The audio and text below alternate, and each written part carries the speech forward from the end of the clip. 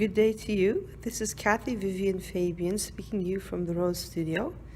Today I'm going to be doing the web book about the woven light brown ledger. The woven light brown ledger. So I had different kinds of correspondence and collages that I did. And I've been basically working to standardize the sizes of the collages that I started originally, which were, this page here you see was originally part of the Art as a Present collection. And this was a bunch of letters that I sent out to different VIPs, important people to myself. At the time, I was quite isolated, so they said it's best to return correspondence any kind at all you get. So what I did is I received, at the time I was also going to high culture. So I took often I would get demands for donations, medical and invitations to high society events. And I thought of an idea. First of all, we're just at the beginning at this time of the whole idea of recycling ecologically sound uses of material. So what I thought to do, first, there was a certain amount of anger. I had enough money to go to the performances, but I certainly didn't have the money to go for the $500 plate and then some. So what I did is I took apart those letters. And I thought, okay, if I can't return money, at least I could return a gift in kind. What I did is I combined the two mediums of the handwritten letters to say thank you note and collages. Just before I arrived in the place I'm living now, I had lost a whole bunch of artwork, which was just simply too bulky to carry with me. So I decided to do things of a size that were regular postage size.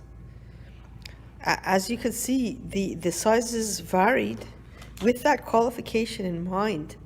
The sizes of the original correspondence would be something like this, varied in size as I took apart the letters that I got and also the media that I found and put it together and sent it back as a work of art and a handwritten note. I was doing a lot of it at the time. I had a whole bunch of energy. I was actually thinking of the movement, what is it called? Not impressionist. It was a Quebec movement that could do something very, very fast. Instinctively was what I was doing. But I was making instinctive collages. At the time I was collecting bags and bags and bags of promotional things and interesting things. I was going to the botanical garden as well, so you have things like botany things, like this one particular here. So when the project kind of petered out and the energy stopped, I was left with a couple of them, quite a bit. I had mailed also a couple, and then when my parents passed away, the correspondence that I sent them through this medium was returned to me. So now that I'm working on another kind of collage, which I have more space and more time, I've been taking the extra pieces of paper to see if I could use everything to make these particular collages that I did as mail standardized. I've also decided to put my money where my mouth is and say these are not cards, but actual works of art. So that's this particular collection of that. And I have it in this particular binder, which it first starts out with 4x6s. I also have over here the vision boards, which are straight collages. Somebody gave me some cards that you could create the cards, and I just simply took them apart, the 4x6, and did vision boards, places that I would like to be within a year. In 4x6 medium. What I like about this particular binder when I found it is that it has many different sizes, because until that time, I've been separating my work by size, not necessarily by subject, and that sometimes leaves it confused. So because this particular binder has many different sizes that you could put in here for correspondence, that helped a lot to group a whole bunch of correspondence together, even though you see, as before, I still have the vision board. So now I have the correspondence that I made to different places, correspondence I received, as well as at the same time I was going through the thrift shops looking for art cards that were actually made for the general population, that I felt were so skilled that could be considered works of art. And they're included here. Now the next challenge is to figure out how I could, at a glance, split all my work so that the cards that I received, the cards that I gave are clearly accessible, as well as the cards that I collected because I like the images very much. And that's the next step. But at this point, what I'm happy with, the reason I'm taking a film of this is because the whole binder is completely filled, and that took a while.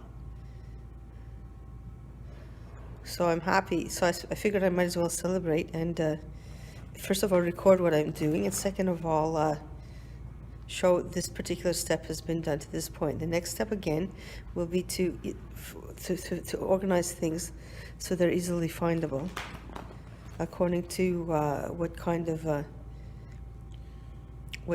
type of artifact they are.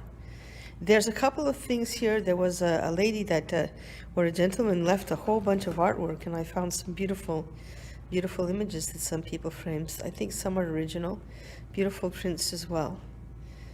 Like this particular one was just collected by one of the residents in the place I live now, and it's just an image to put on the wall or wherever you put your images to show. I have a particular fondness for things that have glitter on them or are embossed with gold or silver. But I also, when I'm collecting, of course, the image itself, the artwork itself is very important. I also have a fondness for the many animal cards that we seem to have collected here. The cards that I found were also, at the time, they had, the ladies here were giving out cards to significant others.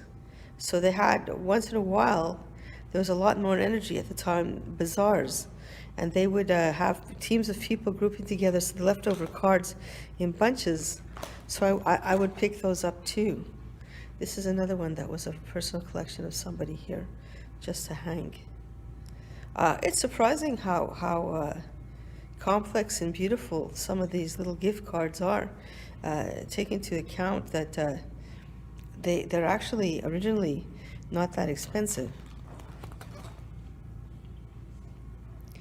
So one of the problems that I've still come across is the question of I have more sizes and shapes than fit into this album. So just a couple of days ago, I figured why not fool around with it and add some vertical 4x6s in, which is what I just did, and it works quite nicely. I've got more correspondence, pretty much standardized in this one. I could put in more of the same kind of medium to a certain extent, and it just like you see both images very clearly. Until I got to that point that I figured out what to do vis-a-vis that, it took a couple of years. Another thing, I picked up some stationery from a commercial store, and I'm quietly, I still have the text that I originally wrote to my mother. I'm quietly transplanting them into regular stationery, not works of art. What I have, all that has to be filled in this album, I have to say that I filled it, is this particular bunch of very unusual sizes. I have one thing that will go here, which is a very long vertical. Here, I think these are for films. and I'm not sure I have anything. What I don't have in this book doesn't keep any images that are smaller, like the size of stamps or business cards. However, I'm very satisfied with it. So this is the light brown ledger web reading, and my name is KV Vivian Fabian. I hope you enjoyed it. Have a good day. I'll be coming back soon with another web book reading, because I've been doing quite a lot of work, and I think it's time to record it. Speak to you soon. KV Vivian Fabian signing off.